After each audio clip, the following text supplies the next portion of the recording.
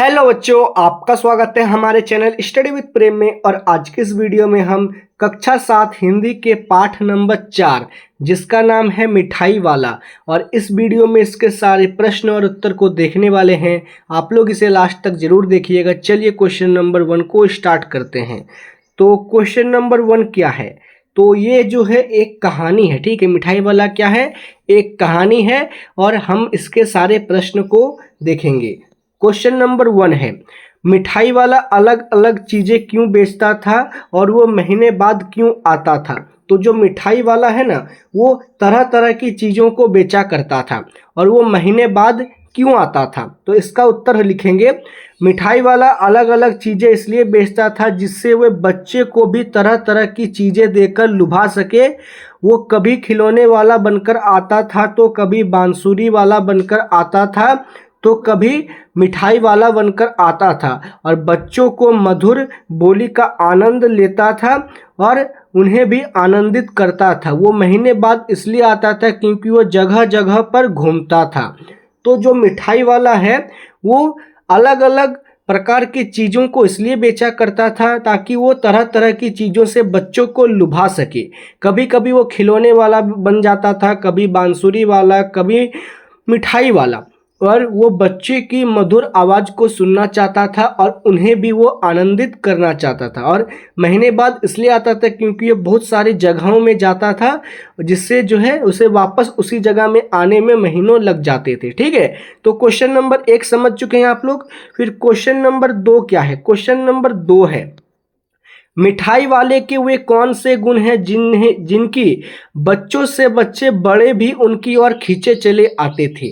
तो जो मिठाई वाला है ना, उसके अंदर बहुत से अच्छे गुण थे, और कौन से गुण थे जिससे जो है बच्चे और बड़े दोनों उसकी ओर आकर्षित हो जाते थे? तो इसका उत्तर होगा, मिठाई वाला की आवाज़ और उसका सामान बेचने का तरीका, लोगों से घुल मिल कर उनकी ज़रूरतों के अनुसार उनसे बात करना, उन्हें सामान बेचना, इन्हीं गुणों के कारण बच्चे से बच्चे बड़े भी उनकी ओर खींचे चले आते थे। तो जो मिठाई वाला है ना, या मिठाई वाला बोलिए, खिलौने वाला बोलिए, या बांसुरी वाला, सभी एक ही आदमी है। ठीक है, और उसका आवाज़ इतना ज़्यादा अच्छा था और उसके बेचने का तरीका इतना ज़्यादा अच्छा था, और वे लोगों का सुख दुख हाल चाल को पूछकर सभी को सामान बेचता था, जिससे बच्चे तो बच्चे बड़े भी उसकी ओर चले आते थे। ठीक है, तो क्वेश्चन नंबर 2 भी हो गया। फिर हम लोग देखेंगे क्वेश्चन नंबर 3 को। क्वेश्चन नंबर 3 का पहले प्रश्न पढ़िएगा आप लोग। विजय बाबू एक ग्राहक थे और मुरली वाला एक विक्रेता, दोनों अपने अपने पक्ष के समर्थक पर क्या तर्क पेश करते हैं? तो जो विजय बाबू होते हैं ना, वो एक ग्राहक होते हैं, कस्टमर होते हैं, ठीक है, जो सामान को खरीदता है, और मुरली वाला एक विक्रेता अर्थात बेचने वाला है। दोनों के बीच क्या क्या तर्क होता है, चलिए इसका उत्तर देखते हैं। विजय बाबू, तुम लोगों को झूठ बोलने की आदत होती है। तो विजय बाबू जो होते हैं वो खिलौने वाले को बोलते हैं कि तुम लोगों को झूठ बोलने की आदत होती है, देते होंगे सभी को 2-2 पैसे में, पर एहसास के बोझ मेरे ही ऊपर लाद रहे हो। तो जो विजय बाबू को है मुरली वाला 2 पैसे में क्या देता था? मुरली देता था। ठीक है, और विजय बाबू क्या कहते हैं, तुम लोग देते होगे 2-2 पैसे में और मेरे ऊपर बोझ लाद रहे हो। मुरली वाला बोला, आपको क्या पता बाबूजी इसकी असल लागत क्या है? ये तो ग्राहकों का दस्तूर होता है, दुकानदार चाहे हानि उठाकर चीज़ें क्यों ना बेचे, पर ग्राहक यही समझते हैं कि दुकानदार मुझे लूट रहा है। तो ये बिल्कुल सही बात है कि अगर आप किसी ग्राहक को कितने भी सस्ते में कोई सामान बेच दें तो ग्राहक को हमेशा लगा रहता है कि ये दुकानदार मुझे लूट रहा है। बिल्कुल इसी प्रकार का तर्क जो है मुरली वाला विजय बाबू को देता है कि मैं आपको जितने भी सस्ते में दे दूं, आपको ये जरूर लगेगा कि मैं आपको लूट रहा हूं। आप भला कहो कि विश्वास करेंगे, लेकिन सच पूछिए तो बाबूजी इसका असली दाम 2 पैसे ही है। मतलब आप भले ही आपको लगे कि इसका दाम कितना भी हो, लेकिन मैं आपको इसे 2 पैसे में ही दे रहा हूं, और वास्तव में इसका दाम असली कीमत 2 रुपये ही है। ठीक है, तो क्वेश्चन नंबर 3 भी आप लोग समझ चुके हैं, क्लियर है। चलिए आगे बढ़ेंगे क्वेश्चन नंबर 4 की ओर। तो क्वेश्चन नंबर 4 क्या है? खिलौने वाले के आने पर बच्चों की क्या प्रतिक्रिया होती है? तो प्रतिक्रिया का अर्थ होता है कि बच्चे क्या करने लगते हैं जब खिलौने वाला आता है।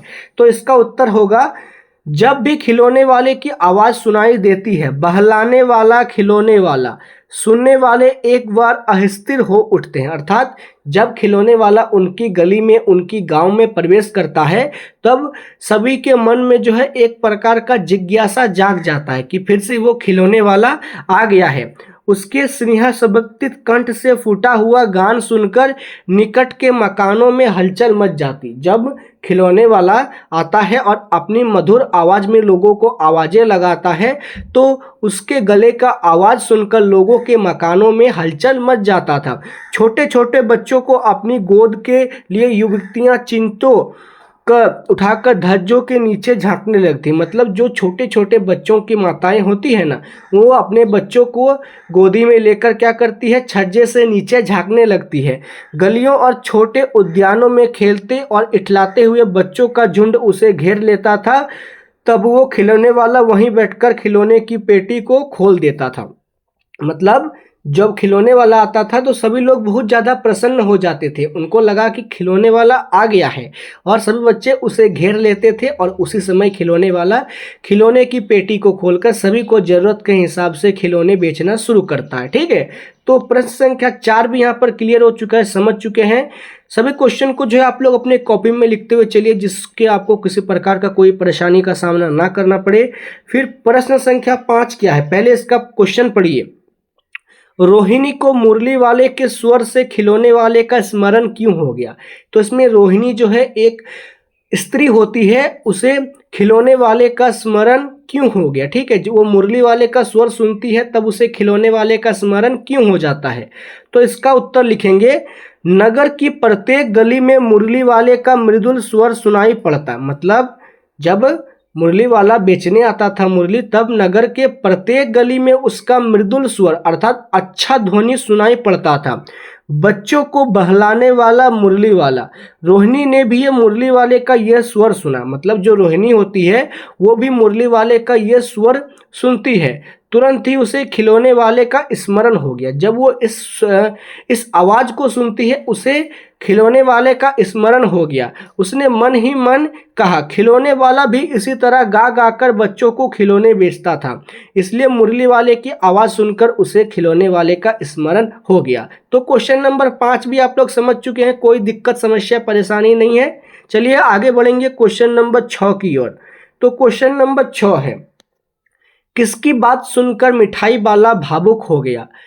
उसने इन व्यवसायों को अपनाने का क्या कारण बताया? तो जो मिठाई वाला है ना, वो एक बात को सुनकर भावुक हो जाता है। तो कौन सा वो बात होता है और वो उसने इस व्यवसाय को अपनाने का क्या कारण बताया? ठीक है, तो इसका उत्तर लिखेंगे, रोहिणी ने जब मिठाई वाले से पूछा, कभी तुम खिलौने, कभी मुरली वाले और कभी मिठाई वाले बनकर आए हो, इस प्रकार व्यवसाय बदलकर तुम्हें क्या मिलता है? मतलब रोहिणी जो है वो खिलौने वाले से सवाल करती है कि कभी तुम खिलौने बेचते हो, कभी तुम मुरली बेचते हो और कभी तुम मिठाई बेचते हो, इस प्रकार का तुम्हें व्यवसाय बदलकर तुम्हें क्या मिलता है? तब मिठाई वाला भावुक होते हुए बोला, कुछ नहीं, खाने भर को मिल जाता है। मतलब मिठाई वाला कहता है कि कुछ ज़्यादा नहीं कमाता मैं, बस इतना कमाता हूँ कि खाने भर को मिल जाता है। उसके साथ संतोष, धीरज और कभी कभी असीम सुख मिल जाता है। मतलब मैं इन सभी कामों को कर कर मुझे संतोष मिलता है, धीरज मिलता है और कभी कभी असीम सुख शांति भी मिल जाता है। मेरा भी पूरा भरा पूरा संसार था। मतलब मेरा भी एक परिवार था, मतलब अभी नहीं है, पत्नी थी, बच्चे थे, मैं बहुत बड़ा आदमी था। मतलब जो खिलौने वाला होता है ना, वो एक समय का बहुत बड़ा आदमी होता है।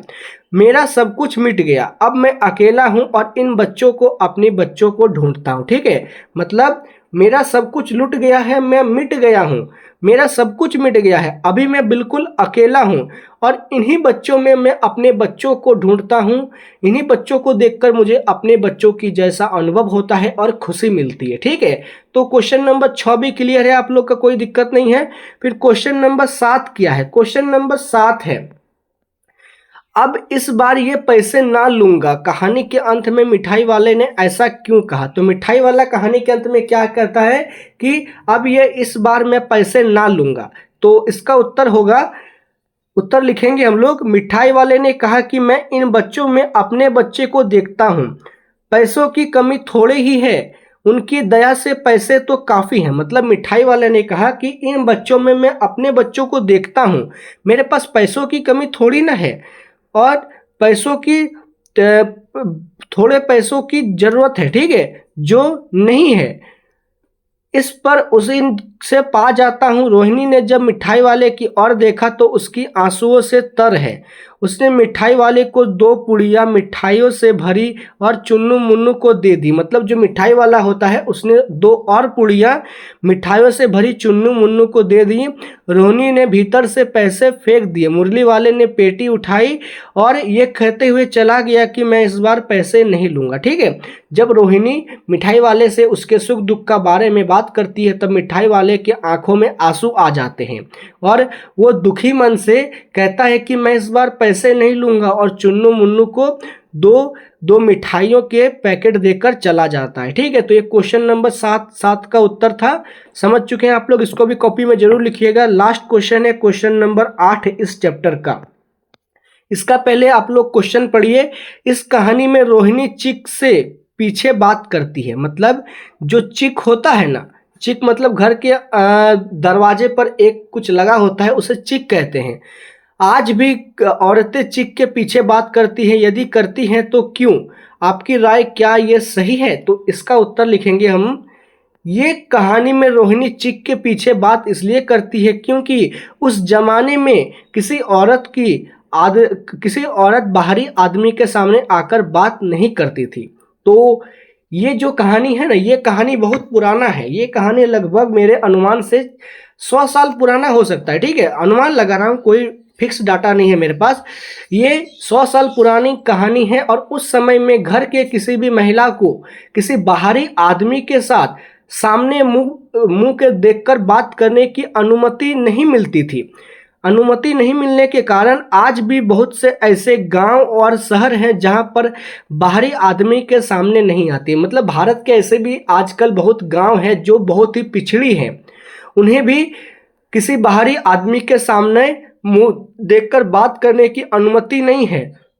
लेकिन बदलते हुए माहौल में आज औरतें किसी भी आदमी के सामने आकर उससे बातें करती है और उनकी बात सुनती है और अपनी बात रखती है। ये काफ़ी हद तक सही भी है और सामाजिक व्यवस्था के अनुसार ज़्यादा ठीक भी नहीं है। ठीक है, मतलब अभी के समय में भी ऐसे बहुत से गांव हैं जहां पर महिलाएं चिक के पीछे, चिक अर्थात एक कपड़े के पीछे रहकर बात करती है। लेकिन अभी जिस प्रकार से तकनीकी आगे बढ़ रहा है, समाज हम लोग का आगे बढ़ रहा है, उसी तरह से जो है महिलाएं बाहरी पुरुष के सामने से आराम से अच्छे से बात करती है, बात सुनती है और अपने विचारों को भी व्यक्त करती है। लेकिन ये एक हद तक ही सही है, ज़्यादा अगर हम लोग इसे बढ़ावा देंगे तो अनहोनी हो सकता है। ठीक है, तो ये क्वेश्चन नंबर 8 का उत्तर था और इसी के साथ हमने इस चैप्टर के जितने भी सारे इंपोर्टेंट क्वेश्चन थे सभी को देख लिया है और इसमें से एक क्वेश्चन आपके एग्जाम में आना तय है। अगर आपको वीडियो पसंद आए तो आप इस वीडियो को लाइक कीजिए, हमारे चैनल को सब्सक्राइब कीजिए। मिलते हैं आपके साथ किसी नेक्स्ट वीडियो में। जय हिंद, जय भारत।